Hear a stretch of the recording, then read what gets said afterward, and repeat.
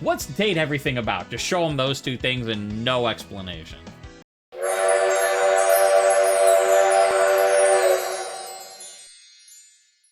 The sun shines once again on this Friday morn. And we've got some more people to date. Yeah, I'm curious if we talk to you again in the night, if your next story is going to be just as long as the previous one. Part of me is like, talk to him in the daytime. And then the next part's like, but I'm kind of curious. We'll end with that, though. That'll be another, because then if people are like, nope, no more stories, you can just be like, okay, that's the end of the episode. So we'll wait on that for now. 997, 998, 999, 1,000. 1,000 what? Phew! What were we doing? Squats, running, steps, hitting balls, training again? How do I know you didn't start at 990 when you heard me coming up? And it's training again? Yo! You know it. I'm rallying against this wall. Cool. The wall is every tennis player's invincible opponent. True.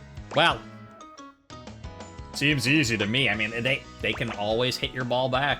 But I was gonna say, I think that's true unless you're using like 100% star power shot, because like that might just punch a hole through the wall. So, there's how so.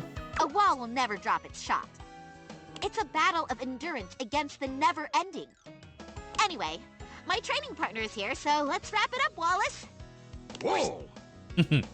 Aw, thanks, Wallace. Say bye, Nekuboru. Nekomaru. Whoa! A conversation between those two would be legendary. Or human! Nah, I think the first one. Oh, you couldn't imagine the things those two get up to. So, for today's agenda, we're gonna train for something every tennis player needs to have. Is?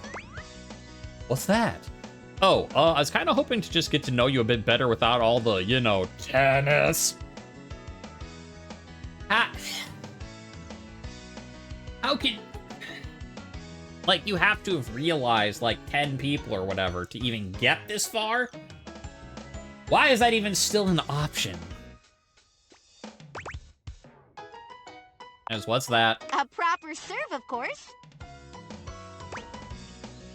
What's wrong with tapping the ball in? Well, if we're playing for fun, why would I want to nuke my opponent first thing? Sure, as long as you make it in, you get to play.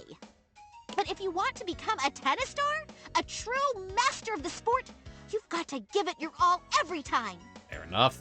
No one likes to be placated, even if it's just a silly game. Which it isn't! Hey. Dang, so my serves are flimsy. What if I go full power but miss the service square? Yeah, what if I go full power but miss the service square? In tennis, we have a primary serve and a secondary serve. Okay. Your usual puny low-effort serve would work as a secondary, like a backup, if you're not confident or just need to get the ball in. However, you should go all out on the primary serve and set the tone of the match. Okay. Whether it's a tricky spin or just raw power, you can throw off your opponent right away. And once you get in their head, it's over. Okay, I feel like you have an unfair advantage of this, but sure. Remember, tennis is, above all else, a mental game. I think it's a more of a physical game. Okay. Am I really helping your journey? I don't think I'm good enough for this. No problem, I'm ready. Yatta! That's the spirit! Yeah, I'll go with it. Come on, let's practice your serves. Okay. First, depending on if you're a righty or lefty, you want to stand parallel to the baseline at the center mark. Then have your front foot pointing diagonally towards the opposite service box. Hi. Now have both your arms move simultaneously here. One tossing the ball, the other winding the racket behind you. I hope there's not a quiz on all this. Now, when do you think you should hit the ball? Right after I release as the ball comes back down, right at the apex. Okay, so ball going up, whoop, whoop, whoop, whoop. You go right as it goes, bam. We go whoop as it's up, bam. Or up, down, bam. Apex? Nice! That's a great start! Hooray. Okay. Yay, I did it, apparently. You, me, basket of balls, it's serving time! Galaxy Arch Starlight Smash! Not enough spin on that one. Why do you yell at the names for your shots? I love the way you do your special moves. I mean, because she's a magical girl from an anime. Like, she has to. You should try one. All right. Galaxy Arts Starlight Smash Hyper Liger Driver. I got another. Yeah, let's try the Hyper Liger Driver. That could catch on. Let's try it again. Galaxy Arch Meteor Slice. Galaxy Arts Starlight Smush. Hyper Liger Driver again. Or Racket No Pistol. Sure. You brought a gun to a tennis battle? Rude. Sorry. It's a good thing we aren't playing on a seawater court. Looks like we're out of balls. Grab a basket and let's pick them up. Okay. Okie dokie. So, how are you feeling about all this? Must be great being able to talk to your cool anime figurine, yeah? Yeah, it rules. I mean, I am a bit overwhelmed, but yeah, it rules. It rules talking to you, too. It's not any more overwhelming or any weirder than any of the other stuff we've been doing, and it's, it's kind of less weird than some of the other stuff, so... Bet your anime-loving pals would be jealous to know you're getting trained by a future tennis star. It's true. Sam, your original owner, really wanted to talk to you. I didn't even know what that was until I met you. I mean, this. Okay. It's true. Sam really wanted to talk to you. Sam-kun? She was awesome. I do miss her. Maybe one day we'll meet again. It's true. I'm sure you will. No way, you're my friend. Well, that's not creepy in the least. Yeah, I'm sure you will. Aw, you're so sweet. You are mine forever. So, what do you like best about me? How you make me want to root for you, your voice, how well sculpted you are. Nothing really. How you make me want to root for you. There we go. Yeah. Interesting though also, it's like, what do you like best about me is how she said it, but the text is, what do you like best about me? Like, as a person as opposed to like magic tennis girl protagonist. But yeah. Your spirit, your charm, yeah, your drive. Yeah. Aw. Well, I won't let you down. All right, we got all the balls.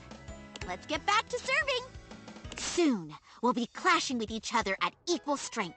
I mean, you got magic. I'm not sure about that, but okay. We'll first compete for positions on the team. Since there's only 2 of us, it'll be for first and second singles. Then you'll get drafted by Thorn Slice Institute, which will fuel our rivalry even more. Yay. After months of training, we'll finally be able to duke it out at Nationals. Hey. Then I'll become the tennis star. Hey. So I just replaced the entire supporting cast. I mean, that sounds fun, but I have so many things to talk to. Yeah, so I'm just apparently the entire supporting cast of your anime now. You got a lot of tennis shoes to fill. Anyway, we'll also have to... Hey, wait a minute. Where's Nekobaru? And right here, I see him. Did you hear something? I'm coming to save you, Nekobaru! I don't know what's going on, but I'm doing it! Run! Run! I think that was him. Nekobaru's cries are coming from... Yeah, here I'm like, I'm coming to save you! Running. I don't even know where I'm going. There! In the tennis ball basket! Dump the basket so fast! I mean, maybe it'd be more intimate if you and I had some time without Nekobaru. Nah, dump the basket so fast. Thank you, thank you! Neko Boru. That's it. There you go. There's your 2 faces. Nekobaru's face and this face. There's your faces for the game. Just Like, what's date everything about? Just show him those two things and no explanation. Oh my gosh! Are you okay, Nekobaru? Boulder. We must have mistaken you for a regular tennis ball from our serving practice. I'm so sorry. Just rest, okay? Hey, can you watch Nekobaru while I go fix the basket? Yes. Sure. Thanks! Neko Boru. I. Neko. Now that we're alone, I need you to listen to me. Okay, so we're doing this now. Hi. Ha! I knew you were some kind of weirdo. You can talk! Quickly, before Hirohime returns, listen carefully. I am not an average tennis ball cat. Yeah, now there's just some things that you don't have a response for. That's one of them. I am the former tennis star. Holy plot twist! That indeed, my friend. And I am also the god of tennis. Of course. I really need to rewatch the show. Have I never even seen the show? Oh yeah, I never really got that. Most fans tend to forget this part. At the height of my tennisdom, I became one with the ball and was unable to return to my previous form. That's when I noticed Hirohime. Her potential on the court is limitless. She will become the next tennis star. Okay. However, it is up to you to guide her. Okay. Guide her? How? I accept this quest, oh god of tennis. Anyway, how? Preferably away from the path of darkness. She's on the path of darkness. Do you recall the episode where Rival-san gave in to the dread? Yes, of course. Oh, that episode was super sad. Man, that art looks so cool. This is silly. Yeah, that episode, so sad. The dread scattered her entire being and reconstituted her as a wicked player of malicious intent. While Hirohime is a force of good in her heart, her latent dread formed the second she picked up a racket. Anxiety, frustration, self-blame. All these are a part of tennis as well. That is what the dread is. Okay. Heart Ace Academy will be reduced to ashes. Or in your case, your home. So, what do I do? Continue to train with her. Aspire together. Be her friend. But when it comes to matches, do not win. Okay, I think that makes sense. You want me to cheat? Nani? I mean, we have to, right? We are legally obligated to pick Nani? Do you not understand your role here? You said it yourself earlier. You are the rest of the cast. Meaning you hold the power of everyone else combined. Oh, snap. Wait, but you're part of the cast too. Damn it, Nekobaru, don't you use my own words against me. You're part of the cast too. But as far as she knows, I can only say, Neko Boru. You have the power to grant Hirohime's dreams, as well as destroy them. Think on this. But what about the ending of the show? I don't know much, but I do know that Hirohime wouldn't want to win like this. Yeah, I know that. Forget anything you know. Her coming here and meeting you never happened in the anime. Consider this a filler episode, or an OVA added to the special edition Blu-ray collection. Here she comes. Remember, whatever you do, do not win. I'm back! How's Nekobaru doing? Neko Boru. Thanks for taking care of him. It's getting late, so let's call it for today. Sounds good. What's up? Neko Boru. Let me know when you want to get our next training session in. Until then, sayonara! Neko Boru. Plot twist! Well, I mean, I don't know what I mean. What the hell is going on? I mean, I know what's going on. This game is silly, and I like it. It was, yeah, right, last time, Dasha was having some problems, maybe? Ah, there you are, my beloved. Okay, so we can't ask what's wrong anymore. So yeah, I'm gonna go to realize. I mean, I guess if she still has a quest, it won't let us do it anyways, right? Because, again, you're like, she seems kind of upset. Again, we asked her about it, and then she's like, you make me feel better. And I just don't want there to be a screwy interaction between, like, Dasha and an Abel line that got cut off that we can't finish. So I'm gonna say realize, and if it lets us, then we're good to go, and if it doesn't, be like, okay, let's figure out what the quest is.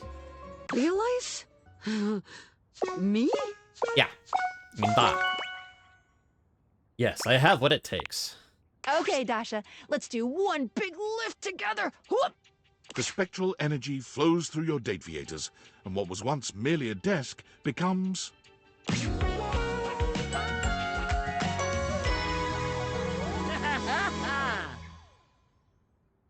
Again, there's the... like, okay, sure, like the pauldron type shoulder pads that she had as a desk were a little weird, but honestly, this is the first outfit where I'm like, you actually look kind of weirder as a human. That, I mean, yeah, sure. If you want like a tank top that's surface top and a picture of a desk, okay. And to be fair, that is pretty funny. Not that you really see it on Dasha, but that you have a tank top with a cutout for a cleavage window that's like a desktop monitor. That's kind of funny, now that I think about it. Never mind, her outfit's amazing and hilarious. Oh, that's fun.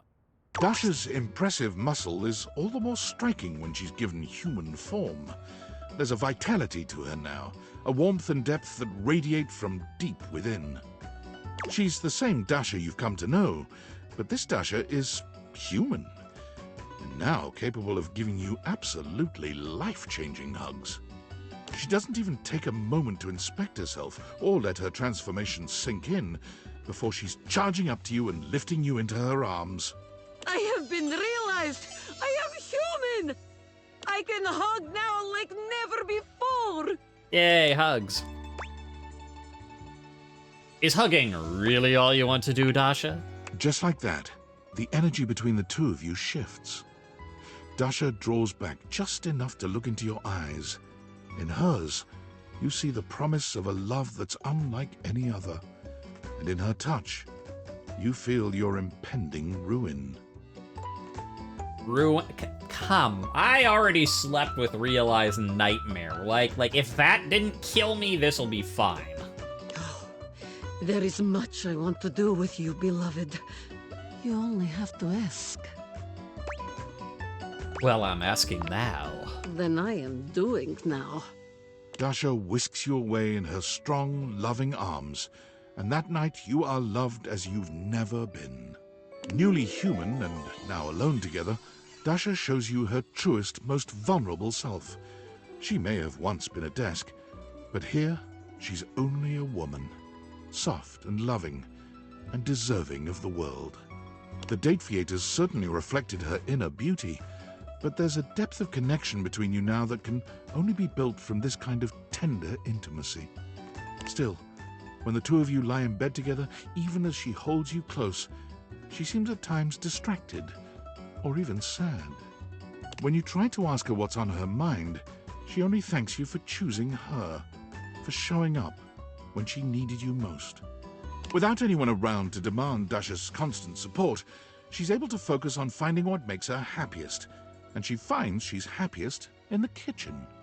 Dasha takes great joy in cooking for and feeding others, and she comes by the house often with baked goods and covered dishes.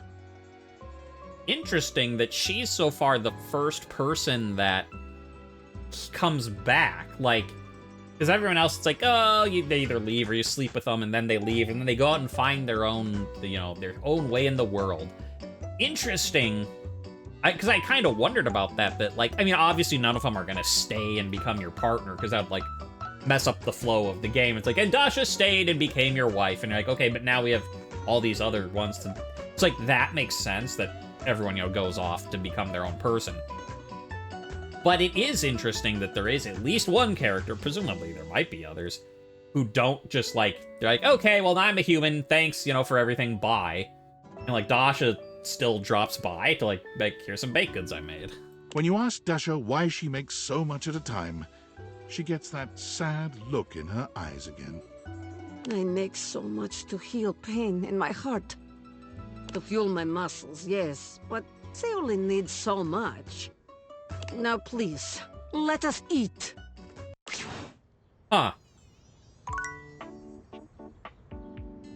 Yeah, so I feel like I mean, like, okay, she's realizing a human, that's all well and good, but I think we were supposed to, to get, like, the best golden ending, set her up with Abel, but it just never came up. Like, we couldn't. Like, Abel, like, I think we talked to him once to, like, talk to Dasha, and then he never said anything again, so... I assume I did something in the wrong order, and it just... Yeah, again, like Watchford and Drysdale, like, we tried, and then it just... Whatever flag got set the wrong way, and we couldn't undo it, so... Speaking of Abel... Well, if it ain't the sunshine of my life. Look at you. Every time I see that gorgeous face of yours, I feel like... Oh, well, dang. Words just ain't even sufficient. I want to realize you, Abel. Again, I think there was some way to set them up, but... We didn't. Oh, well. I mean, if you play the game, you can try and do it. So I want to realize you, Abel. Realize? Me? Yeah. Yes, I have what it takes. The spectral energy flows through your date theaters, and what was once merely a table becomes...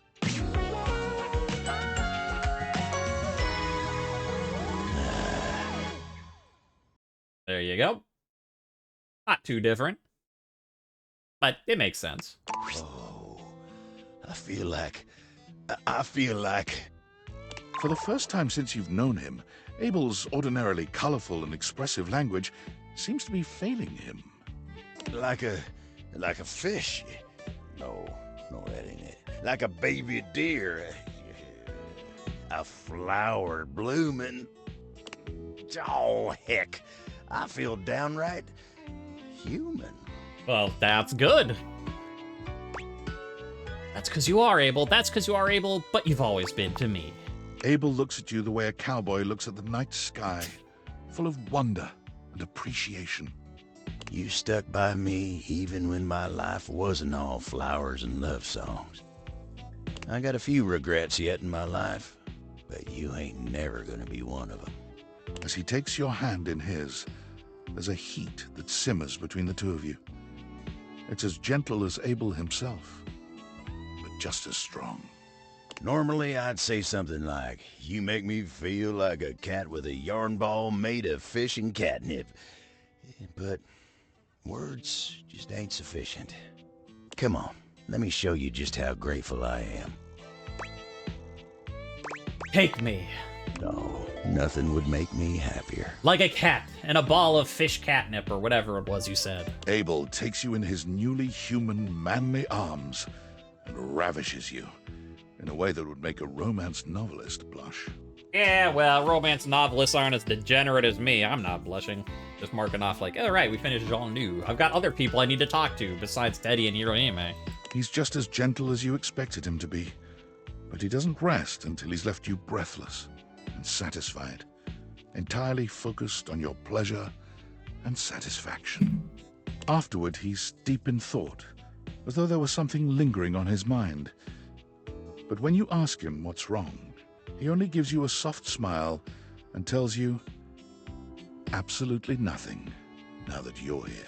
Yeah, again, seems like the best ending would have been to set them up together, but I couldn't figure out how to do it. It just didn't work out. On the other hand, be fair. Now human, and in possession of actual hands to work with, Abel immediately goes out into the world to try his hand at something he's quietly been interested in. Gardening. The former Table is unnatural at it. Perhaps it's his ability to focus on the needs of others, and those gentle hands of his. As happy and fulfilled as Abel's garden makes him, however, he does seem to spend a lot of time out there contemplating and sighing. When you try to ask him what's on his mind, he just gives you a sad little smile. The man keeps his regrets to himself. I may not be a Table anymore, but I ain't about to let anyone else carry my burdens. First of all, now that you're a human, don't give in to that bullshit about, like, a man can't open up and, he's not a real man if he lets someone else help him. Like, you got to avoid all that bullshit. And you're gonna... Abel. Now, come give me a hand with these weeds, won't you? But I was gonna say, like, okay, it's a little sad that they're both kind of, wistfully, nostalgically sad about each other, I guess, presumably. But on the other hand, we're making them human, and isn't that part of the human condition? That's part of the human experience, is that sometimes you move on, and things don't work out the way you want them to, and, like, things don't always end up rosy and perfect, and you make the best with what you got instead, and, like, that's part of being human, too. It's not all, like, being fun in games and, like, I'm a captain, I'm getting paid a lot of money, right? Sometimes you look back at the past and you sigh and you think, huh, and then you move on.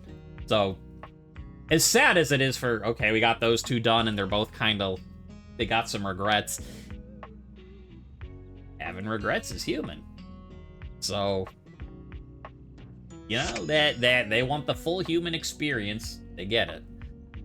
Right, I was thinking, like, I've been so focused on Hirohime and Teddy now that we have them, like, I still actually have some other characters to do. For instance, Gwendolyn.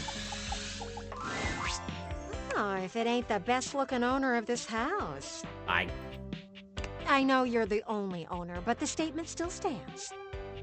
I've got something to ask you. Uh-huh. Do you know when they will be back? I have got so many questions that need answered. Who are you talking about? I'm talking about your neighbors? Did you not notice they were gone? You really need to look around you more. Their house is empty. I can clip through it. They have been on vacation for the past 2 weeks, and I wonder if they will both come back. I heard from some muffled talking that this was a vacation to, quote, save their relationship, unquote. But from what I've seen, they are going to need a lot more than a vacation to do that. I mean, that is true. As much as I don't really like that Gwendolyn's a sort of, like, gossipy, watching people, which makes sense. She's a window, just in general, that type of person. In this case, she's right? Like, if you're having problems in your relationship, going on a vacation by itself is not going to solve a problem. Now, it could help in that, like, maybe if people are so stressed with, like, work and whatever, like, life stuff going on, now that you have a chance to, like, decompress and de-stress, you have a chance to, like, openly communicate. That could work, right? Like the vacation leads to the thing that actually helps. Like, in that case, yes. But just as a vacation will fix everything, no.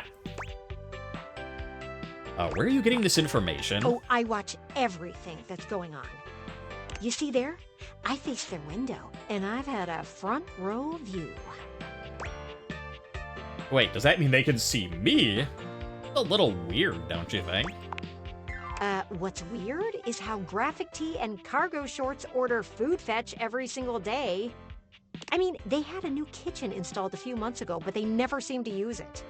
But Graphic Tee and Cargo Shorts have been having some very serious talks lately. I can't hear them too well, but I can tell by their hand motions that something is going on. Cargo Shorts has been on a laptop at all hours of the night. Oh, I bet they're on one of those dating sites. A dating site for t-shirts? I'm happy I don't have to join one of those. Like, where's the part where we're like, slow the roll on the gossip train? Dating site for t-shirts, question mark. No. One of them wears nothing but graphic tees, and the other is always in cargo shorts. Look, I'll just call them GT and CS for short. That way you don't get confused. Gonna be more confusing, but okay. But can you imagine? CS is on the websites looking to replace GT. I think you're making things up. That's so scandalous. I think you're making things up. You haven't seen what I've seen. You know what? I'm gonna ask some questions to the pergola next door. I need to test my theory. Come back later. I should have some answers. I don't want to... No. I don't want to come back later to that. Gross. Oh, yeah, it's gonna be like, okay, nighttime. Let's see if we have another super long story, but... Right, I said I'd wait on that, so that people who don't want to listen to it can just cut the end of the video. So that would be the last thing I do. In that case, how about the Hanks? We haven't finished them yet, apparently. Hanky-hankies! Woo! Hi. What's happening today, wild guys? We're so stoked! So, why are you in such a good mood? This is some immense energy. What's all the buzz about? Wingsuits! Wingsuits! Wingsuits! No way, that's so dangerous. Is that the one where you turn yourself into a nylon flying squirrel? You're so funny. But yeah, basically. It's an advanced form of skydiving. You still wear the chute, but you also wear the suit. It creates a ton of drag and turns you into a human glider. Ever had a really amazing dream where you're flying? It's like that, but maybe even better. Yeah, not for me, but, you know, if that's your thing, go for it. Sounds like a nightmare. Sounds magical. Sounds intense. Sounds epic! I mean, again, for me, the human playing this game, not for me. For me, the character playing this game, epic! It is! Wanna come? Yeah, sure. Heck yeah, you guys do this all the time, right? I'm not so sure, but I suppose if you guys are experts at it. Heck yeah! No? Wait, what? It's our first time! Are you sure you're ready for this? I mean, aren't you even a little bit scared? But Red Bull isn't even sponsoring you. Aren't you even a little scared? No way! We know what we're up against. Yeah, we've been training years for this. Gotta take the leap someday. We know it's going to be the most epic thing we've done to date. We'd love to share that experience with you. This is it, house homie. Yes or no? The final moment.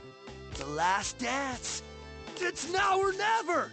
The leap of faith. Wanna come? Yeah. I mean, again, me as me? No. No way. Not at all. I mean, like, I was gonna say, I can't think of anything I, like, no, I mean, there's some things I'd rather do less than that, but in terms of, like, it's not high on my list, let's go with that, but for me, the character, who doesn't, you know, have to worry about mortality, sure. That was sick! Oh my god, I've never felt so alive. That was awesome! Am I dead? I think I peed my wingsuit. We'll just say that was awesome. Absolutely. I'll be right back. Say, what was awesome was our wingsuit experience. What's not awesome? Running out of water and being dehydrated. Hold on a moment. There we go. I mean, not like I'm in danger of being dehydrated, but I was gonna be like, I ran out of water, whatever, I'll manage. But when you're doing voices like, that was awesome! Like, it's a little hard on the throat after a couple hours, right? So, because I'm recording this directly after my other one. Dang, house homie! You were ripping it out there! Ding dang, you were ripping it out there. Right of the pack, tip of the V! And you've come with us on every single adventure! Like, yay! But wait, go back. I just wanted... Never mind. The moment's passed. That was tip of the V, tip of the D. I was gonna make a dirty joke, but whatever. The moment's gone. You got something special, dog! Yeah, the tip of the D! Hey, we came back to it! And that's why we want to invite you to become an honorary Hank! I like that they all scooted sideways while he was over here being, yeah! What do you say? Sure. Heck yeah, broskies! Hanks forever! Well, the thrills were killer, but honestly, you guys suck. Get real with me. Is this real love, or are we just yelling stuff? No, I'm just... You know what? This might be the friend ending, good, because I feel like you might have to be like, love, because it's like, I hate you, is this real love, or Hanks for... And, you know, and this one is broski, so I figure this might be a friendship one. But it just seems appropriate to just be like, yeah, Hanks forever! Yeah! One of us! One of us! We're the Hanks! Yep. The adrenaline is here for you, homie. No cap. So, like, yes, I could have done a love ending right there, but it just seemed right. Just say Hanks forever. This chord I didn't notice. Oh, Notice David is promising chocolates, but delivering paranoid, controlling outbursts instead. Wouldn't be the first time. Uh-huh. And after the outburst, he'll offer a tear-filled, heartfelt apology, saying how he's sorry, explaining how he won't ever hurt you again. But it's just an act, a perpetual, never-ending roller coaster of pain and heartbreak, a cycle that will never stop until you finally find the courage to slam the bedroom door and excise him from your life. And yet somehow here I am, again, stuck in an endless, spellbinding dance with David Most. So you guys are you guys are coworkers. Is there more to your relationship with David Most? Why are you acting so weird, dude? Is there more to this than just being coworkers? What are you insinuating? I think you know what I'm insinuating. No, I don't think I do. Because it's like I explained. David and I founded Valdivian out of David's dorm with 5 other partners. And yes, that dorm room was also my dorm room. And yes, we were technically roommates. And yes, there was only 1 bed, but that was only because we were a startup and couldn't afford 2 beds. Do you know how expensive it is to design a more efficient paperclip? We had to cut corners wherever we could. I survived off only ramen for 6 years. Do you know what malnutrition does to your bones?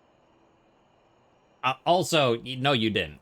If you had nothing but ramen for 6 years, you'd be dead. Because, like, you'd get so many you'd have scurvy, my man. Okay, that sounds awful, I'm sorry. It's all right. You obviously couldn't have known about my various malnourished bones. But let's get one thing straight, okay? My relationship history with David is none of your business. And it has absolutely no bearing on our current goals regarding the Dateviators. If you're curious about the backstory of Valdivian, you're free to order the novelization Valdivian, an Empire Regurgitated. But I'll tell you the same thing I told the hacks who wrote that trash. There's nothing to tell, and stop going through my garbage bins! Sounds like a fun summer read. Or not much of a big read. Yeah, let's just go with, Now, unfortunately, I really have to go. Apparently, I accidentally hacked into Russia's cyber defenses, and I gotta clean that whole mess up before I cause another international incident. The State Department only gives you 2 oopsies. Okay. Okay.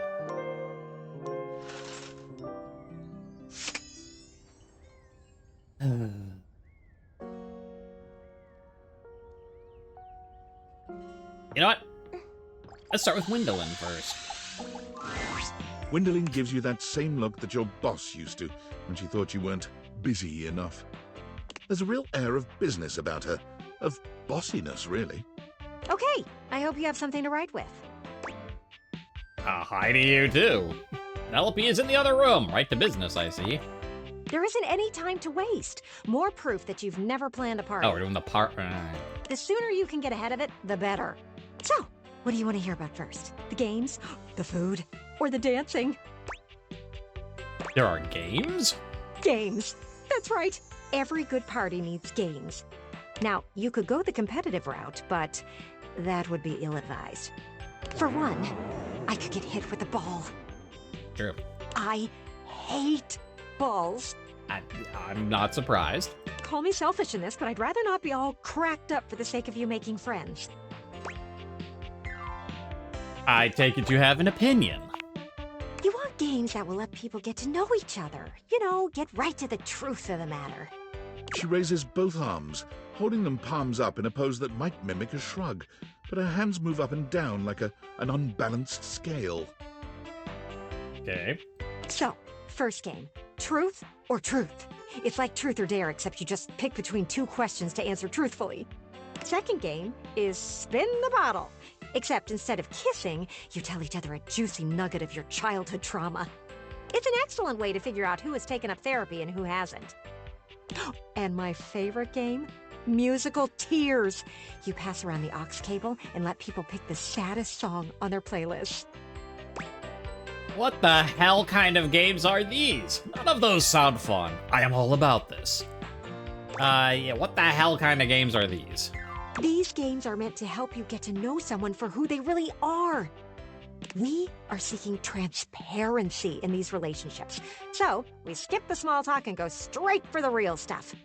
We want to hear about their parents, their old pets, and maybe even the people they dated in their past. That is so invasive. No one will go along with these games. Can we play musical tears now? No! We have to save it for the party. It's bad luck to use up too many truths before then. What should we talk about next? Okay, should we serve food or nah? Did you really expect to have people over and not feed them? It's not that I didn't expect to feed people at a party, it's I want to know what the fuck you're thinking. You are so lucky you have me in this house. You would end up alone forever otherwise.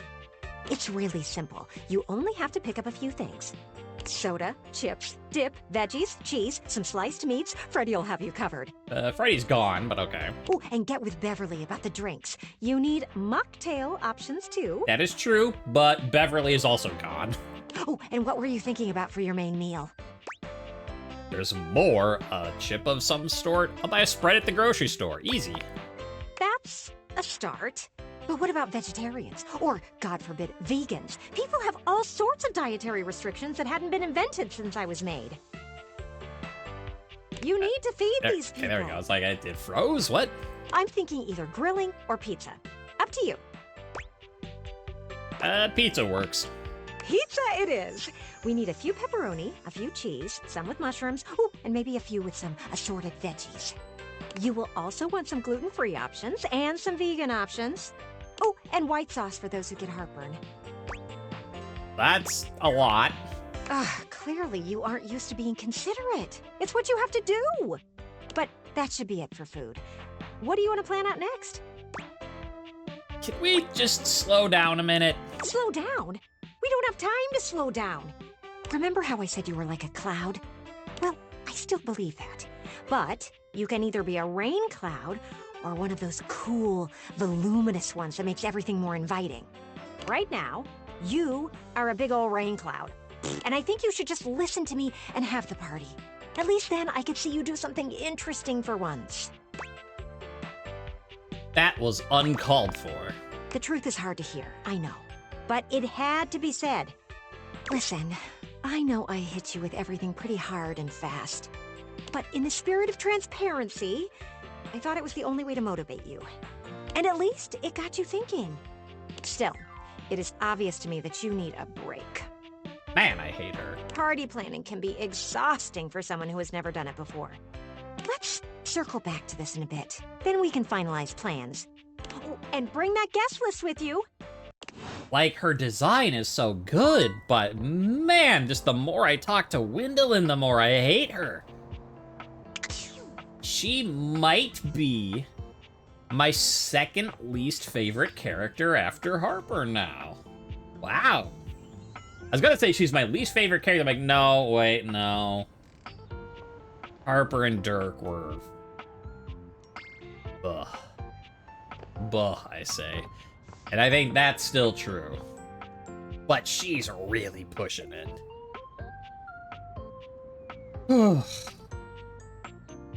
Oh, I'm looking at my list. Yeah, we finished the Hanks. So that leaves, yeah, Gwendolyn, Eddie and Volt, Hirohime, Teddy. And then we still have to redo Hoove and Parker. I'm not sure how we do the candy. I mean, I just presumably talk to them again and be like, magic candy, blah! But, and again, Teddy will wait on. Because, again, if he's gonna give us a super long story, I want to give people the option to skip it. As I can do Stefan, he's here going, huh? Just, what? So, you know what, Stefan? You've made your presence known. Realization time. My love, my muse. Are you back to make the most marvelous of meals? Oh, I'm here because I want to realize you, Stefan. Oh! Not just me, right? Me and Mr. Cluckles? If I can, yeah.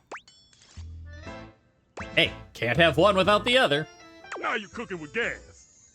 Do we have all the necessary ingredients? We do. I've assembled them and mixed them all up.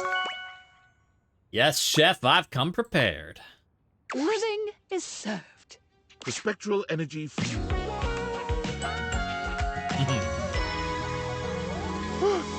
Nice. Nice. He does look nice. Like, I mean, okay, he clearly got, like, the Guy Fieri, like, flame shirt type of thing going on, but honestly, it looks better. Like, it actually looks good on him, and not just in a, like callback, like, the 90s called, they want their t-shirt back type, like, it actually kind of goes well on him. Not gonna lie. Stefan looks down at his body, then at each of his hands in turn. You've never seen him this excited. Also, might I just say, what a nice little sprinkling of gray in your beard. I mean, he's got the salt and pepper beard. I've got more of a pepper beard and someone just spilled salt right down the middle, but, you know, I can recognize from one beard to another. Ah, I'm human! Hot dog, drizzle, honey on a biscuit. I'm so excited! Ah, yes! Mr. Cluckles, now a bizarre combination of man and chicken, Oh no. skitters across the tile, nearly colliding with Stefan as he tries to get the hang of his new legs. Mr. Cluckles, look at you! Oh, this is so highly unsanitary. Stefan takes some time to calm Mr. Cluckles down. A chicken man running around the kitchen isn't the safest thing in the world. I wanted to see this man-chicken hybrid that we've created. Okay, he's calm now. I think. Why is he, like, speaking through the void to us? You both are real humans of some kind. We are! That means I can go work in a professional kitchen now. But I don't think I'll be cooking chicken anytime soon. Yeah. Makes sense. Are you open to cooking up a little something with me? Oh, I think we can whip up something for sure. A little something with me. I'm sorry, I forgot the second something for the innuendo. Mr. Cluckles, can you leave the room? There are some things a chicken-turned-human just doesn't need to see. You not only connect with Stefan, you also discover you have a new use for honey. And whipped cream, cherries, and gelatin powder. Okay, now we're getting, like, honey, whipped cream, cherries. That's old hat. We all know what we do with those. Gelatin powder now. Now you've piqued my interest, sir. Your union leaves you with a much richer appreciation for the versatility of certain ingredients and their respective viscosities. That said, I think just pure, like, just gelatin powder, no flavor or anything, that'd be really gross, actually. Stefan and Mr. Cluckles strike out on their own, after a quick fix from Skylar to make Mr. Cluckles a proper chicken. However, they quickly find that the real world has its own difficulties. Now a human who can burn himself, Stefan's cavalier attitude around a real stove results in far too many accidents. Damn, those things are hot. Remembering the joy he felt in creating sushi, Stefan and Mr. Cluckles move to a small island off the coast of Japan, where he submits himself to rigorous tutelage under a great sushi master. I was gonna say, please make a Dave the Diver reference. Please make a Dave the Diver reference. Stefan has relearned everything he ever knew about food. He purchases a small hut off the coast, determined to search out and serve only the freshest seafood. Oh, I'm seeing a big one down there, Mr. Cluckles. With Stefan's dedication and Mr. Cluckles' remarkable aqualine diving capability, their unassuming hut becomes a mecca for perfect sushi. Aw. Like, come on, we got an Undertale reference with Bathsheba. They might have done a Dave the Diver reference. I mean, and it would fit with Dave the Diver, right? Like, it wouldn't be the weirdest thing in that game either, so... Hey, speaking of Bathsheba, sure, she's next. Bathsheba, she said, and gossiped in that special way. Hey, bestie. Hi. Come to talk about how amazing we are together. Oh, even better than that. I want to talk about realization. You want to realize me? I could be an actual princess? You could, maybe. I'm not saying that it's completely impossible. Anyways, yes, I'm ready to crown you. Bathsheba, meet your new world of adorers. The spectral energy floats.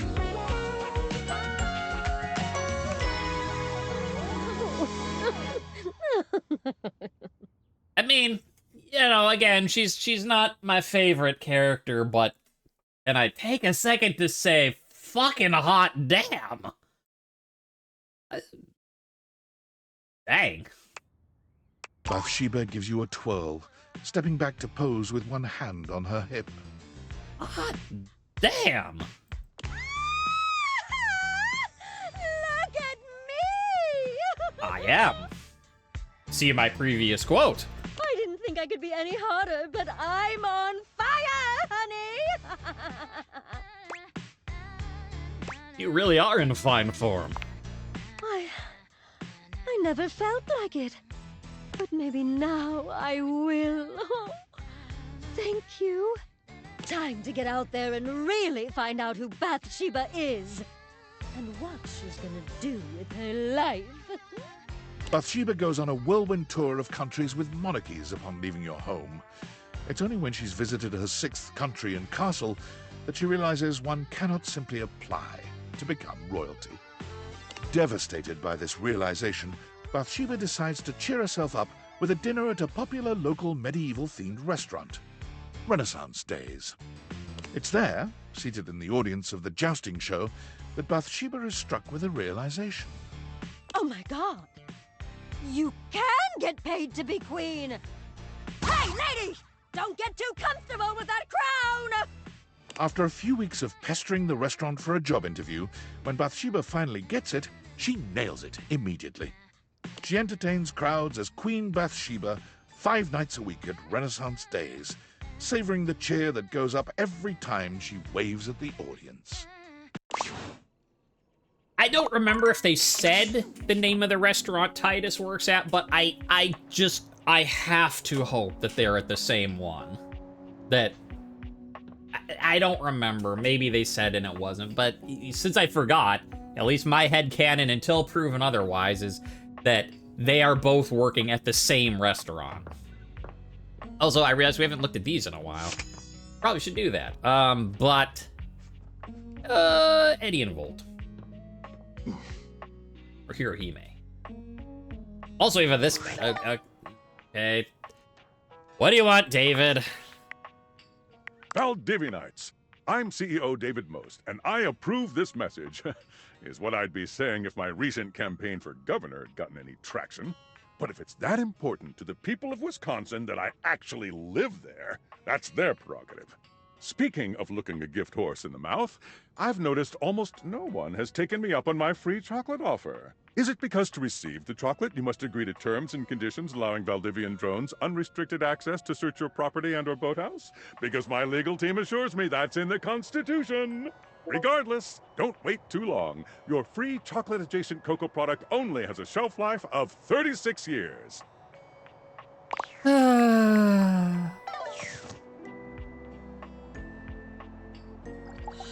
Also, here I am like, should I talk to Eddie and Volt or Hirohita? It's not the end of the episode yet. We'll talk to both of them. You approach the breaker box, and it isn't anything like you remember. It looks almost lifeless. Oh no. There's no boisterous crowd, and the sign buzzing dully in the window reads closed. The door hangs ajar, like a slack mouth. Ah, that's what Stefan was doing. You push through, though, and find Eddie at the end of the bar, nursing his usual cocktail. Huh, you actually showed up. I guess that means I lose. Lose what? Of course I did. I said I would. Good to know. Little inconvenient for me, but good to know. I made a bet. Was pretty sure you'd back out. But I guess there's still time. You'll probably change your mind once you realize what you signed up for. Buddy, you ain't got nothing on what happened in this house. Eddie sets down his drink and shrugs out of his vest. He begins rolling up his sleeves. I'm not afraid of hard work. I told you I want to help. Miss out on your charming attitude. Now, I'm not afraid of a little hard work. I don't know if I'm actually saying that with an innuendo. I might just be saying, I'm not afraid of hard work. But we'll pretend, at least, you know, for now, I'm not afraid of some hard work. Okay. Yeah, we'll see about that. Yeah, it might have been an innuendo. You might have said, I don't know. Well, as long as you're here, might as well get to it. There's a lot to do before we open. Why is the club closed anyways? It's weird seeing it so empty in here. Let's get started. Where's Volt? I was hoping he'd be here too. Let's not... Yeah, why is it closed anyways? It's weird seeing it so empty. I can't exactly get much done with the entire house crammed in here. True, fair enough. Usually I take care of all the maintenance after hours, but we've been so slammed lately, there just hasn't been enough time. Things are breaking down faster than I can get to them. And trying to do anything while the club is open is essentially pointless. There's always questions and distractions and polite conversation. It's exhausting. Oh, so that's what we're doing. Maintenance. And that's why the power's all weird, because you're behind on some handiwork? Yeah, let's not insult the guy we're trying to flirt with it. Oh, so we're doing maintenance. All things need maintenance. It's true. Nothing, no matter how well made, can function indefinitely. Eventually, we all wear down one way or another. Damn you, entropy! That's alright. Eddie and Silver, joining forces together to fight against entropy. And if something isn't given proper maintenance, they break down even faster. Also true. You saying Volt is wearing down? What happens if a thing wears out completely? I mean, it stops working. Yeah, are you saying Volt is wearing down? In the sense that we're all wearing down from the second we're produced. But no, that's not what's causing the power fluctuations. Come on, we're starting with the wiring backstage. Oh, and grab that tool bag. Though you are not a natural handyman and Eddie is not a teacher, the two of you manage to make decent progress through his to-do list. Yeah. At one point, Eddie leaves you alone to get something from the bar, and you confidently ascend a ladder to change a dead bulb. But as Eddie returns... Wait, be careful, that's not... The ladder suddenly gives way beneath you, releasing you into thin air. But a split second later, Eddie is there, strong arms outstretched to catch you. Stable. You all right? The customary ice in Eddie's eyes, just for a moment, has melted. Yeah, I think so. Okay, I mean, all right, at least good on me for not, like, at first you thought, like, the light's not turned off and there's power to it. This is where I thought it was going. which would be very bad. I mean, yeah, the ladder also not being stable, not good. I might not be a handy man, but like I know enough to make sure my ladder is stable, sir. Narrator, how dare you besmirch my name? As Eddie releases you, his face contorts back into its customary gruff expression. That was unbelievably careless. What were you trying to do exactly? What you told me to do? Replacing the light bulb, like you said. Yeah, what you told me to do. I told you to replace the one behind the bar. You did? The floorboard under these lights is loose, which is why I told you not to touch them yet. Oh, not to touch them. Well, maybe say that next time instead of being so cryptic. Yeah, this... Oh, don't... Oh. Just pay more attention. I will. Still think it could have been more clear. Right. I will. You're sure you're not hurt? I get it. I'm good, really. Thank you for catching me. No, you were pretty quick. Maybe you should pick me back up, just to make sure. No, I am good. Thank you for catching me. You're welcome. Let's not make a habit of it. Now, go get the ladder and put it behind the bar this time. The next and last phase of your work proceeds without incident. Ooh, you weren't kidding about this being hard work. It's actually kind of fun doing this stuff, working with your hands. Are we done? Please tell me we're done. I'm exhausted. I think my calluses have calluses. Changing light bulbs? Like, I mean, it's not fun, but it's not that hard. Yeah, we'll say it's fun. I'm just here. I'm like, it's not fun, but I'm like, it's kind of fun because you know we're being flirty. You've done surprisingly adequate work, mostly. And I only dropped the tools 3 times. Well, I had a pretty good teacher. Come on, I did great. Admit it now. Let's be flirty. No, you had an excellent teacher. If you'd only had a pretty good teacher, you probably would have electrocuted yourself. Twice. And we got through more of the to-do list than I expected. That's probably good enough for today if you want to, you know, head out. I could stay and hang out for a bit. Come on, I'm dying here. Let me sit for a few minutes. I know you had fun today. I can tell. See you next time, Eddie. Yeah, I can just hang. That seems the best one, right? It's like you don't want to just be like, I'm out, bye. And you don't want to try and like, he's not the type to put words into his mouth. To be like, you had fun. And then he'll be like, shut up. So, I play it cool. Except for the part where we fell off a ladder. That was a little less cool. I suppose if you want to rest before you leave, that's fine. Yeah, it's sort of like we're not doing anything. This is, you know, you're hanging out and I'm hanging out. We just happen to be hanging out together. Did we fix everything yet? I still don't understand how any of this actually helps Volt or the power issues. Suddenly I feel awkward and self-conscious. I guess ask him more about the stuff. I don't know. Like, do we be like, is there more stuff for us to do? Which we know there is, because then it's like, we promised we'd pay attention, and he's like, well, we got through a lot of the list, more than I thought. Did we fix everything? No, I just told you we got through a lot of it, not all of it. Or do we be like, I'm stupid, how does this help? But I don't know, this probably makes him open up more. Efficiency is important in a circuit. You can lose a lot of power to weak points if you don't maintain it. Mm-hmm. So, when something around here breaks, it can drag everything else down with it. And like I said, things have been breaking faster than I can fix them. I just didn't realize how bad it had gotten. He should have said something. Taking care of all this helps keep the power where Volt needs it, and drains less power overall. I guess that makes sense. Thanks for letting me help. I'm sure it's been uncomfortable having someone else in your space while you work.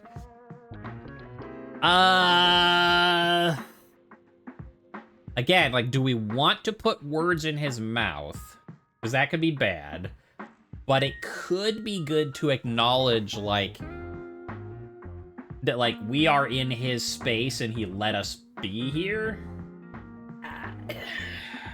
I don't know. Also, my nose itches. I know that. Sorry, this is very itchy.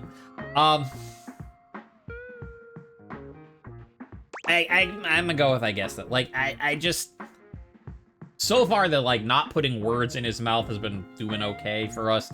Let's keep that train going and see what if it takes us to the love station. It does. Just trust me. You did good work today.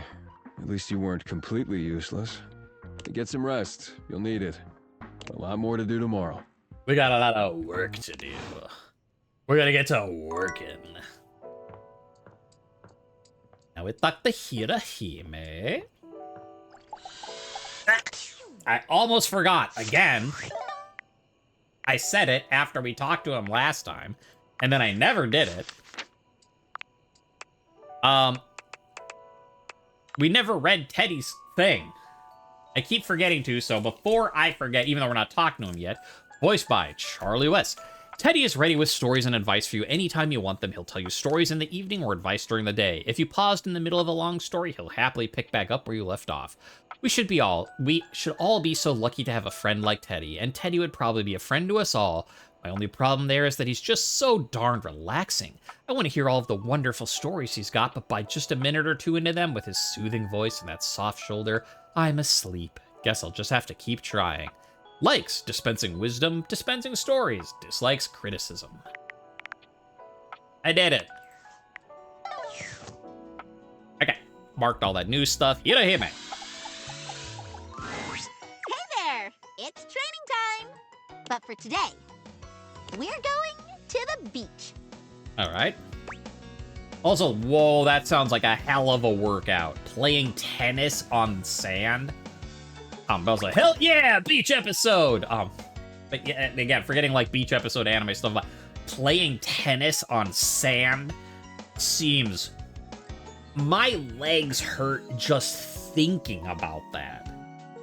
That sounds, like, intense. Ugh. But yeah, hell yeah, beach episode. Kidding! Damn it. We'll warm up with some mini tennis. My beach episode. Anyways, what's mini tennis?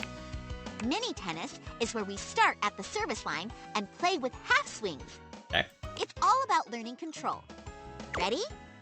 Sure. Go! Go, right now. Swing normally, swing hard, swing halfway. I mean, we're learning control, so halfway.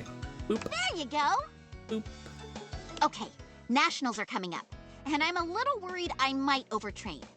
I want to make sure I win against you. Mm-hmm. Oh, wait, I'm your opponent? I mean, yeah, we knew that because she said we're literally everyone else except her, and then as it turns out, yeah. But bring it on. I'll do my best. So, let's call it for today. Alright, see you next time, Hirohime. Before we go, do you mind if I ask you something? Sure. Hirohime, have you ever lost before? Hirohime, what's more important, raw talent or hard work? Oh, wow. What an interesting question. You can find success with either, but I'd have to say hard work. Everyone talks about, Parthenax and Elder Scrolls and the whole, like, is it better to be born good or to be, overcome your evil within and be good through choice, etc. No one ever talks about Hirohime. Is it better to be have raw talent or hard work? Just all love for the dragon, no love for the tennis magic girl. What is this world? Unfair is what. It's hard work. Back in high school, I joined the tennis team, but didn't fit in very well. I was so uncomfortable around my teammates that I played really badly. We played each other for the main team spots. There were 5 spots to represent the team. From lowest to highest skill rating, they were second doubles, first doubles, third single, second single, and first single. I desperately wanted a single spot, but right at the most pivotal point, I lost. The coach said I was still a decent enough player to be first doubles, but my nerves kept acting up. We ended up losing the most matches out of the whole team. Everyone blamed my poor performance, and they weren't wrong. That's why I decided to train hard. and make sure none of my nerves ever got the best of me again. Sounds like losing helped you grow. It hurts to lose, huh? Yeah, losing helped you grow. Of course. But I won't lose anymore. I'm gonna be the tennis star after all. Would you still love tennis if I became the tennis star? I'm thinking of letting you win the match, so you're sure to become the tennis star. Yeah, no. That, even though, like, that's just a terrible thing no matter what option you want to do. Because, right, like, you could, like, give in and do what, you know, God of Tennis has demanded of you. To be like, you know, let her win. And, like, we were like, I don't think that she'd appreciate that. But whether or not you're going along with the plan, telling her that, like, because there's no reality unless, like, you want her to hate you where you would ever say this, right? Like, either you don't want to go along with the thing and you're not going to just, like, purposefully, like, throw the match because she wouldn't like it, so you're not going to say it. Or even if you're going to do it, you wouldn't tell her you're going to do it. So, who would ever pick this? Who would ever pick this? And would you still have tennis if I became the tennis star? Absolutely. If a hero reaches the top in the first core, that means that the show has nowhere to go. I want tons of seasons with lots to look forward to. Okay, see you on the court, rival-san. Nekobaru. Yeah, Nekobaru to you too. Neko Destroyer Punch! What about our plan? We're supposed to throw the match. Trust me, Nekobaru, this will be good for her. We've trained together. All her training will be for nothing if I just roll over and let her win. You're right, I got carried away. All her training will be for nothing if I just roll over and let her win, yeah. What good is her knowing that you're now a threat? Can't you tell? The dread tightens its grip on her soul. Are you planning to doom us all? She has to overcome the dread, not run from it. Maybe you're right. I don't want that to happen. No, I've said it before. I'll say it again. I'm sure I'll say it in the future. Yeah, but yeah, as someone who suffers from an anxiety disorder, 20 years now, you can't just run from it. It's a thing you have to, like, you deal with it, you overcome it, you make the best of the situation, you learn to live with it, etc. And, like, yes, it's like the magical dread. But, like, you can't just pretend your problems don't exist and run away. Yeah, she has to overcome the dread, not run from it. I see. Knowing that you may be serious in coming for the tennis star title may make her reinforce her own resolve. I suppose an otaku like yourself would want what's best for their waifu. You have to say it's so weird. Like, on the one hand, you're not wrong, but on the other hand, I feel like I need to take a shower when you say it that way. I'll leave it to you then. How Nationals goes will seal both your fates. She'll be fine. She'll be fine.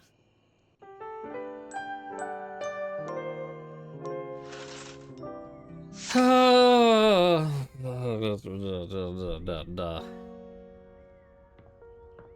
talked to Windlin over here. The bird. The house with the bird. What did she say about that? I am so glad you're here. Come, get closer. Like, I'm wondering, do we have to resolve each of these stories? Or do we just have to resolve one of them? Or, like, how does this work? Look at them. The babies have hatched. Aren't they precious? They are very cute.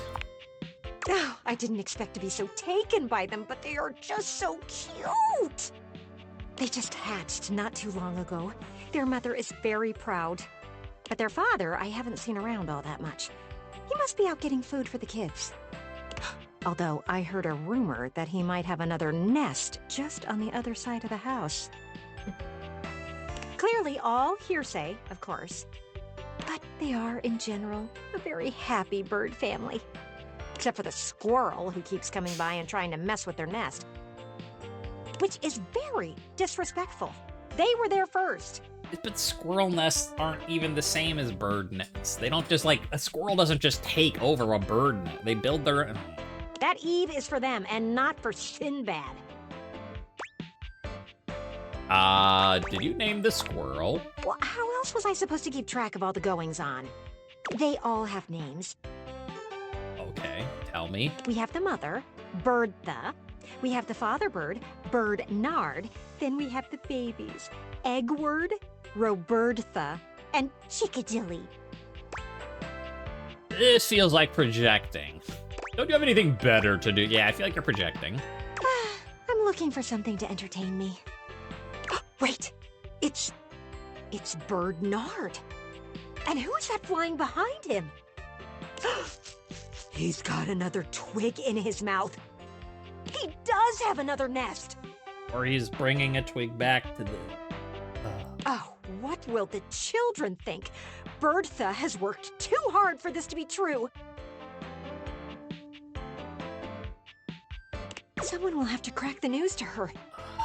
She will be heartbroken. What if they share a place south of here where they winter? Who gets to claim that as their own, huh? It should be her. She has the kids. Robertha deserves to grow up with a family. And what will little Eggward do without a father to teach him to fly and court a mate? Here's the part where we get to... Oh, this is a tragedy. You're a tragedy. Someone should tell Birdtha. I mean, I'm sure they can hear you. Oh, I can't get involved. Then I make myself a target. I fancy myself an observer. I see the world for what it is. I don't interfere with it. Okay. I like that stance. Don't you think you should be leading a more active role in your life? I can sit on the sidelines because I've seen enough to know my lot in life. But you haven't lived enough life out there to sit back just yet. At least not from what I've seen. How about this? We do it together. You would help me? Anything to get through this, because, man, I hate you. Absolutely. And again, which is too bad, because she has an amazing look, like, with, like, the nighttime pants, the daytime top. It's, like, it's a cool look, but... yeah, frankly, I like Bathsheba more than you, Gwendolyn. Which is... like, come on, you gotta... You've got to, like, re-examine your life if the super self-absorbed person is more fun to be around than you, right? You know, I have to say something. The idea of Chickadilly being hurt by Birdnard just... it shatters me. Here we go. Just swing me open. You sure? Oh, I get it. This is your first time. Just reach over and unlatch the... Yeah, there you go. You ready? I've got this. Well, go on ahead. I'm right behind you. Hi, buddy.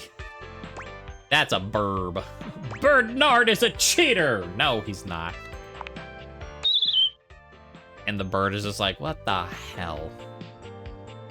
Look, Bird, I'm with you on this one, okay? But she's insane.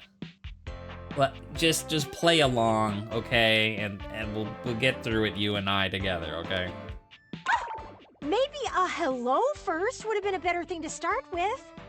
Now look at her. She's hopping around and she's woken the kids up.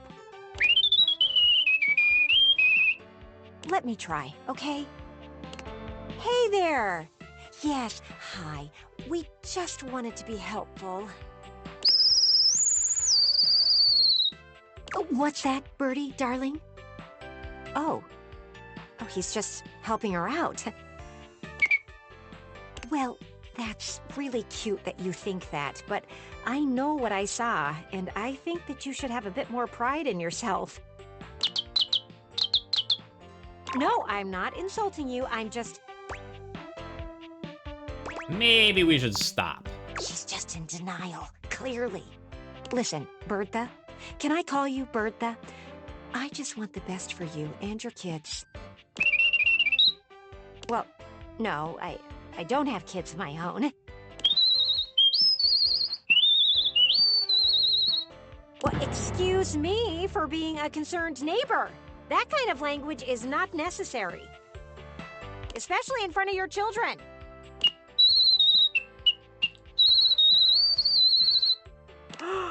I do not know where you would get the idea that I am jealous of you. You know what? Clearly, this was a mistake. You don't want to see the truth. We will be going now. I am not acrylic. How dare you insult me like that? Come on, close me. I don't want to deal with this anymore. You shut Gwendolyn, and the two of you face each other with awkward expressions. Well, that did not go as I thought it would. You would think that there would be a little more appreciation for the truth. Some birdies just refuse to see things for what they really are. Yeah, so some people do. And for her to call me jealous? That is ridiculous! Why would I be jealous of her and her perfect little family? It's absurd. Still, Bertha seemed pretty upset. I might have to do some repair. Why don't you swing back by later? I'll see if I can't get our nested neighbor to see things clearly. I hope you figured something out for yourself, Gwendolyn. Maybe I have.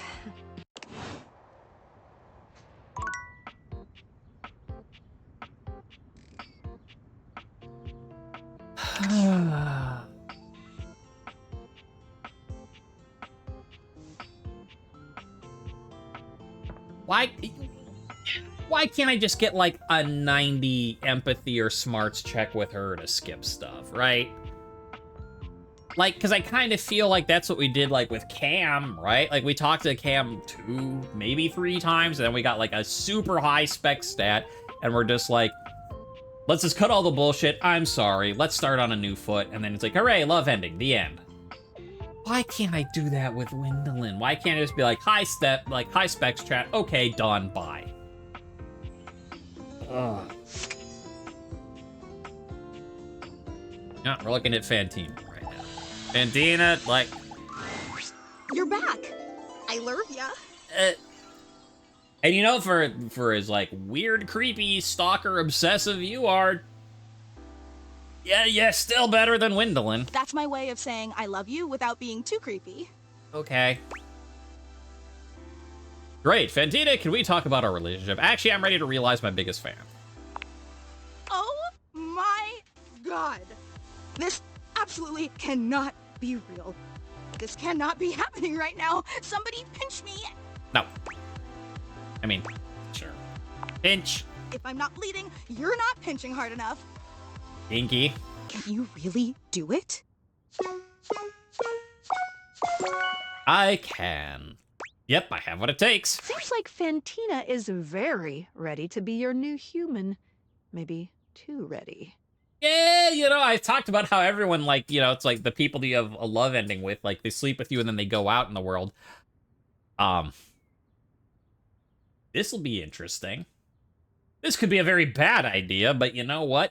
You know, to wash the taste of Gwendolyn out of my mouth, I'm ready to do it anyway. The spectral energy flows through you. Oh my god! Guess I'm not actually really blocking her. This like here, I'm like, yeah, there's the full picture. And you're like, I couldn't have tell what she looked like if, you know, your little borderline here wasn't covering her elbow. I'm glad you moved. Yeah.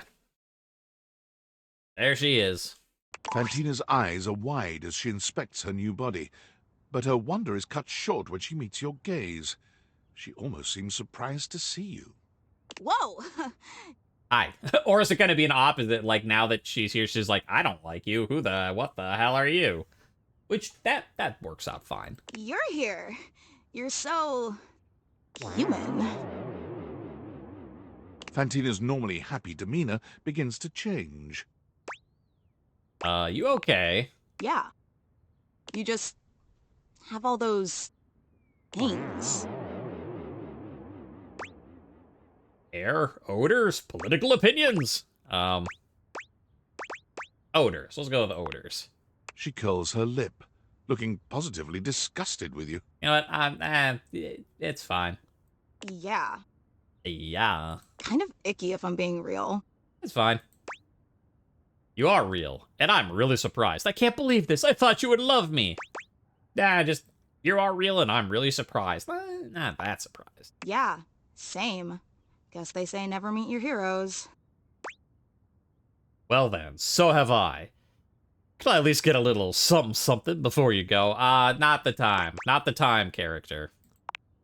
And so, with a veritable buffet of options to gorge herself on, Fantina set out to find her place among what she considered the most promising fandoms.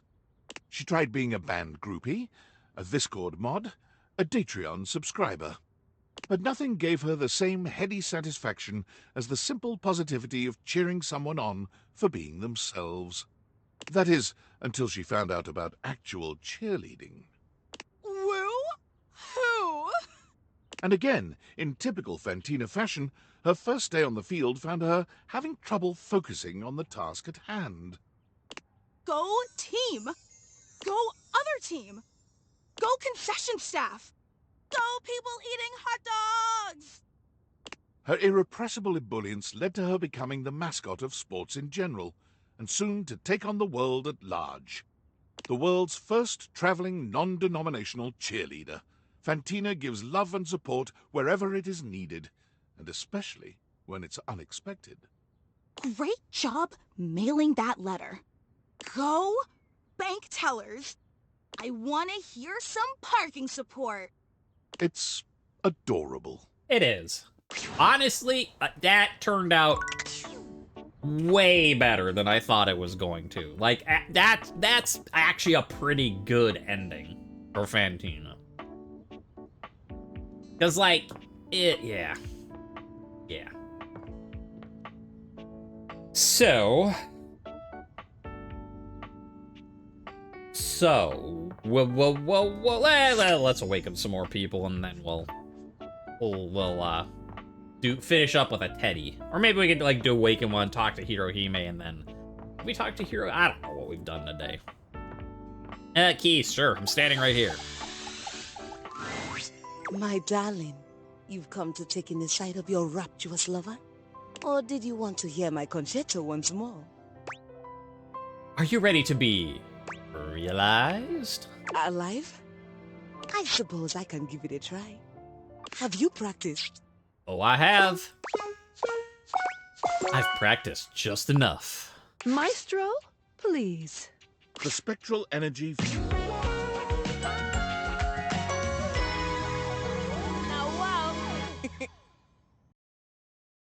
Yeah, I just do it by habit by this point, so I don't forget to. Cute outfit. I like it. Keys is beautifully human, but she doesn't seem all that excited. She looks down at her body with a calculating gaze. I stand here, alive. Being human is very... Keys claps her hands, stomps her feet, and sings a few notes. Unmusical. Are you disappointed? It is of no importance, because I can dedicate these fingers of mine to their highest function, the keys. Keys sits down at the piano she just moments ago inhabited and begins to play. Yes, yes! I guess you found your highest love after all. How about we make sweet music with your lips as well? Yeah, we had a love ending, sure. Absolutely we may. But only with you on top of the piano.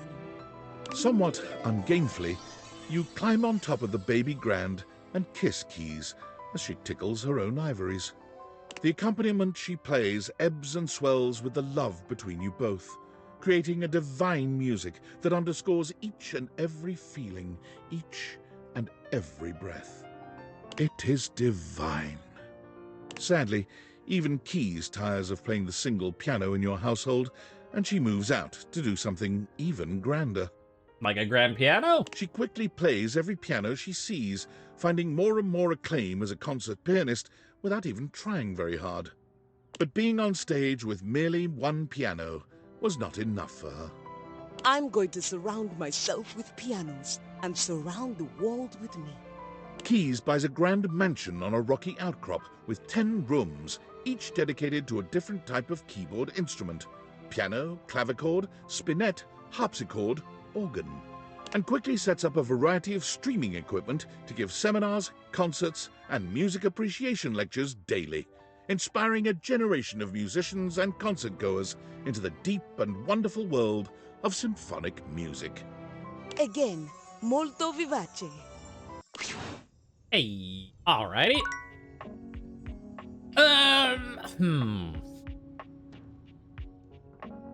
You know what? We went from, yeah, you know. Like, we did Fendi, we did Keys, you know, so it's time for a guy, and, you know, let's, from concert piano, grand and elegant, setting up music, you know, Bodhi. Oh, hey there, you sex pot. Back again? Oh, I am. I've come to realize you, Bodhi. Whoa. Hold on there, amigo. Realize?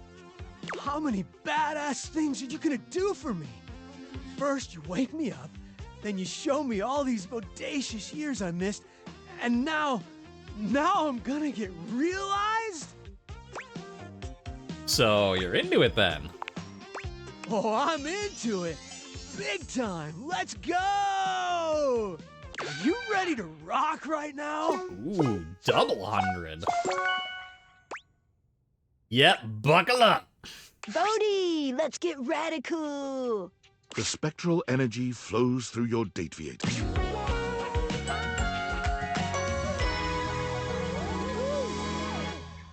Oink. Oink. I like the Pac-Man shirt. Fun. I mean, again, I'm like, it's amusing just like how, because at the one hand, it's like, I didn't know what to expect. And then I see him, I'm like, I guess that's exactly what I should have expected. Oh, and that's also kind of, so he still has like the Blockbuster tattoo, but actually I do need to move my head out of the way. He's got like the floppy disk and Troll just as stickers on the boombox instead. I mean, I don't know, maybe he's got other tattoos, but. Da, da, da, da! Here I am, alive and in the flesh. Gotta love it, baby! Hey, look, you have eyes now. You gonna sing me a sexy song again? I hope so. Oh, I'm gonna do a lot more than sing. Although I'm definitely gonna sing. You know what I didn't get to do when I was learning all that stuff about the times that came after me? Dance! I never got to dance, and there are so many good dances. Would you dance with me? Bodhi, are you finally asking me out on a date? Finally? Wait, you wanted me to ask you out? Well, duh. Wow, I feel like such a doofus right now. Consider yourself asked out. Asked out times a million. You are one radical human, and I'm gonna date the heck out of you. Bodhi proved true to his word. You sang and laughed and watched movies new and old, and at one point danced around in nothing but socks and white button-down shirts. You fall asleep holding hands, talking in the brief moments before unconsciousness of all the things in this new world you wanted to see together. Just before sleep finally overtakes you, you realize that Bodhi has made you see your own time as new and fresh and wonderful. And how radical is that? Bodhi made sure to say a very musical goodbye to you before he left in the morning. When asked what he planned on doing, what would be his ambition for his new life, he replied only, I don't know yet. I've still got a lot to learn, so I guess I'll figure something out. True enough. He bounced around doing odd jobs, and quite happily too, until he found himself working at a movie studio as a coffee delivery guy. One day, delivering an order of iced lattes to a closed set on one of the sound stages, he heard snatches of the music he recognized from his history as a time capsule. He saw frizzy perms, tight jeans with sneakers, bright leggings with leg warmers.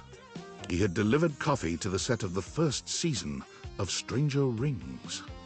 He couldn't contain his excitement or his emotion and the director soon noticed the kooky coffee delivery boy in the corner who seemed to know all the references and all the mannerisms so much better than the actors, or even the writers.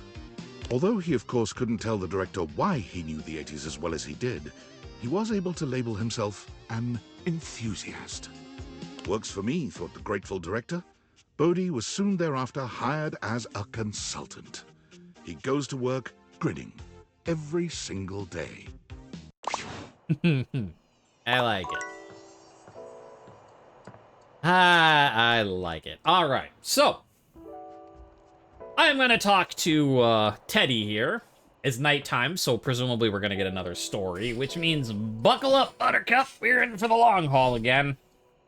But so you know, I'll just say my thanks for watching. Thanks for everybody who watches this later on YouTube. Blah blah blah blah blah. And so again, if you're just like, okay, I'm done, I don't need to listen to another half-hour story by Teddy. I mean, assuming that he has more than one, like maybe like now he'll be like, I'm out of stories, like, right? I don't know. So I guess stick around and check out to see if that's what he says. But if he does go into another story, you know, I'll be here for those who want to listen to it, and for everyone who's like, I got other things to do. This will be the last thing of the episode, so see you then, and for everyone else, let's talk. Let's see what Teddy has to say. Well, of all the unexpected things. Mm-hmm. What's up? You really listened to me. You really listened to one of my stories all the way through, even though we're all grown up now. I did. I've collected them all over so many years and kept them shiny and safe, waiting for someone. Well, waiting for you, really, to come back and listen. And you did. I can't tell you how touched I am. But the unexpected part is how I feel. I've always loved you, you know, even when we were little. Aw. We were so young. And I always wanted to protect you.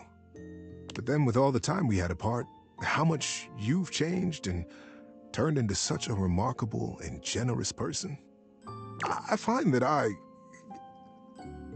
love you. How would you feel about making some of our own stories together? I'll bet we could find some new things to advise each other about, too. Gosh, Teddy, it's all good. I really enjoyed it. Oh my, I thought you'd never ask. I love you too, Freddy, but I just love our friendship. You know, I thought you'd never ask. You feel the same way? You bet I do. I've had a crush on you since I was a kid. Absolutely, you fluffy beast. Let's go have our real adventure. Buckle up, buddy. There are so many stories I get to tell you now. Okay, or that. Love you, buddy. I just cross Teddy off the list of people left to do. Actually, I need to write on who is it? Hoove and Parker. We're down to 5. 5 that we don't have an ending for you. Well, and technically we're down to 3 because Hoove and Parker we do have an ending. It's just we want to reset and see if we can get a better one. Okay, well, I mean, I guess bye again. Here I was expecting to be another half hour, so. Remember all that stuff I said a minute ago about thanks for watching blah blah blah? Just copy paste it right now and see you next time and we'll continue on this journey. Honey, whipped cream, cherries. That's old hat. We all know what we do with those. Gelatin powder now. Now you've piqued my interest, sir.